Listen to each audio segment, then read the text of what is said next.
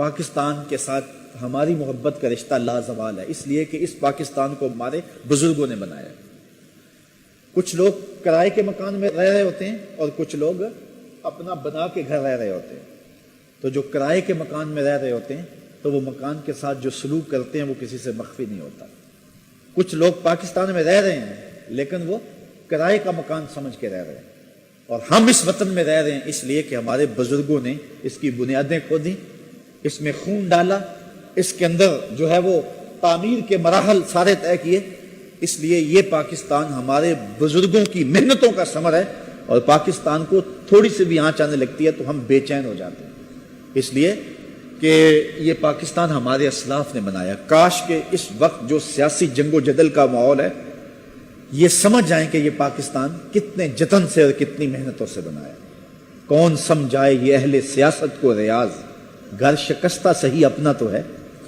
یہ اپنا گھر ہے ہمارا، ہمارے بزرگوں نے اس کو خون دے کے 10 لاکھ شہیدوں کا خون پاکستان کی بنیادوں میں پڑا ہے۔ 1 کروڑ سے زائد لوگوں نے ہجرت کر کے جو ہے وہ اس ملک کو قربانی دے کر کے جو ہے اس ملک کی آبیاری کی ہے۔ 50,000 خواتین کی عصمت لٹی۔ وہ منظر کتنا دردناک تھا کہ جب سکھ جو ہے وہ آگے بڑھ کے کسی عورت پہ حملہ آور ہوتے اور وہ اپنی عزت بچانے کے لیے کنویں میں چھلانگ لگا دیتے۔ اللہ اکبر۔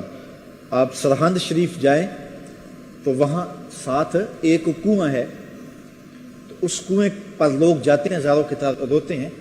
اس کنویں کے بارے میں مشہور یہ ہے کہ اپنی آبرو بچانے کے لیے اس کنویں کے اندر سید زادیوں نے چھلانگیں لگائی تھی۔ تو یہ پاکستان ایسے تو نہیں بنا ہے، یہ پاکستان یوں ہی تو معرض وجود میں نہیں آ گیا تھا۔ میں کہانی پڑھ رہا تھا، ایک شخص کہتا کہ سکھوں کا جتھا میرے پیچھے آیا اور آگے نہر تھی، اور میں نے محسوس کیا کہ نہر میں بہت سارے لوگ تیرتے ہوئے جا رہے ہیں۔ تو میں نے بھی ایک لکڑی پکڑی اور اس لکڑی کو پکڑ کے نہر میں چھلانگ لگا دی تاکہ میں بھی اس کے سہارے جو ہے وہ آگے چلا جاؤں۔ تو کہتے ہیں کہ میں نے جب چھلانگ لگائی تو چاروں جانب لوگوں کا ہجوم تھا، اور میں نے کہا کتنے لوگ اس طرح میری طرح جان بچا رہے ہیں، لیکن جب میں نے دائیں بائیں جو ہے دیکھا تو میرے علاوہ ساری لاشیں ہی تیر رہی تھی۔ اتنے لوگوں نے خون دیا، اتنے لوگوں نے خون دیا۔ تو پاکستان اس لیے ہمارے بزرگوں نے نہیں بنایا تھا کہ بن جائے نشیمن تو کوئی آگ لگا دے، تقدیر نے اس لیے تنکے نہیں چنوائے تھے۔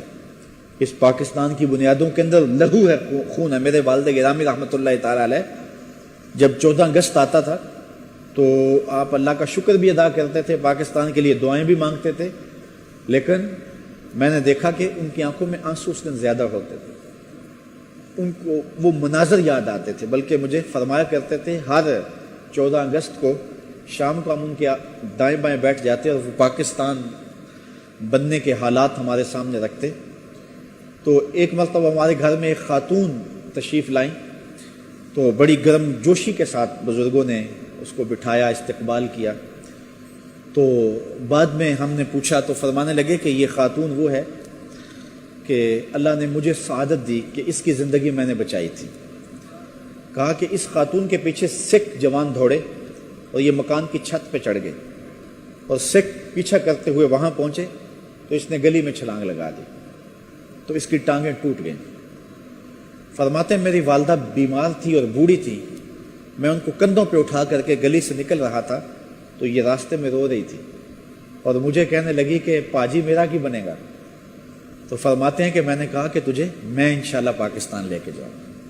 تو فرماتے ہیں میرے والد گرامی کہ میں پھر 1.5-2 کلومیٹر ایک جگہ پہ اپنی والدہ کو بٹھایا اور پھر دوبارہ آیا، اور اس خاتون کو میں نے کندھوں پہ اٹھایا، اور جہاں والدہ بیٹھی تھی وہاں اس کو بٹھایا، پھر والدہ کو اٹھایا اور 2 کلومیٹر آگے چھوڑا، پھر پیچھے اس کو لینے آیا۔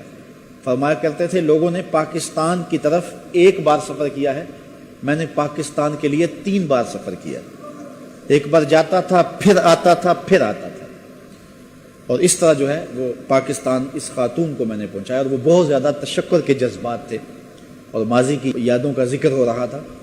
تو کتنے دکھوں کے ساتھ 50,000 خواتین جو ہیں وہ ان کی قسمتیں پامال ہوئیں، اور لاکھوں لوگوں نے اس پاکستان کی بنیاد کے اندر اپنا لہو ڈالا۔